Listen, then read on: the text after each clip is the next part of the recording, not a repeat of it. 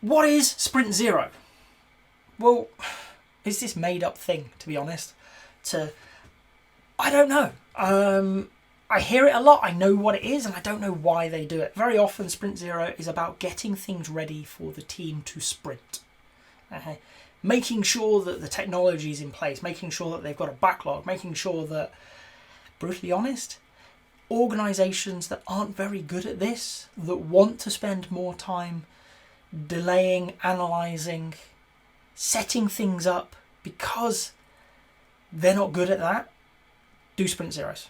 I've got no real upside to give you with it. Okay, teams will go, we're going into Sprint Zero. It's like, okay, why? What are you going to do? Oh, we need to set these servers up. Great. Well, just take that. That's work towards your product. Take it into a sprint. Oh, but it's not part of a user story. Scrum doesn't care. Scrum isn't asking you to use user stories. It's asking you to build a product. If this is an intrinsic part of building a product, it's just work towards the product. Do it. And you can't do all the other stuff until it's done, so do it first. You're like, oh, well, we don't have a full backlog. How much of a backlog do you actually need to get going? A sprint's worth. And how long is a sprint? Up to you. Up to a month long, but it doesn't have to be. When I teach product owner courses, when I work with Scrum Masters, my push is always start sooner than you're comfortable with. Okay?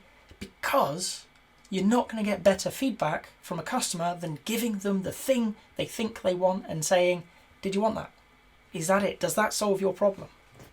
So the sooner you start building the things that are important, the sooner you're going to get feedback, the sooner you're going to start this virtuous cycle of test and learn, inspect and adapt. Okay? Sprint Zero is just going to delay you. You're going to take time and you're going to build a backlog and you're going to size a backlog and you're probably, I'll be honest, going to get a backlog signed off by somebody. I'm not even going to go there. When you could have spent a fraction of that time working out what's the most important things that we know about. What do we know that they want, or what do we need to learn about first, and get started, and in a few weeks hand it to the customers and say, we did a thing, we built this. What do you think? Does it help you? Are we on the right track? And yes, you're going to spend some of that time continuing to populate your backlog with more work.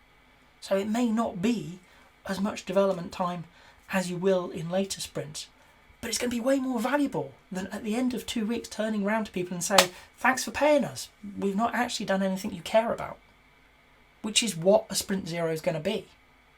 Okay? So Sprint Zero, to be brutally honest, is a bad idea. I can't say anything good about it. I've had no experiences and I've heard no good reasons for it. Okay? If you are doing it, maybe you have them, and I'm not going to judge you for it, but it doesn't work for me. If you've got to this point in the video, I hope you've enjoyed it. If so, a like would be appreciated. If you want to hear more from me, more answers to questions that maybe you've got in the Agile world, please subscribe to the channel. And if you've got a question that you really want answered, drop it in the comments. I promise we'll get around to it. Thank you.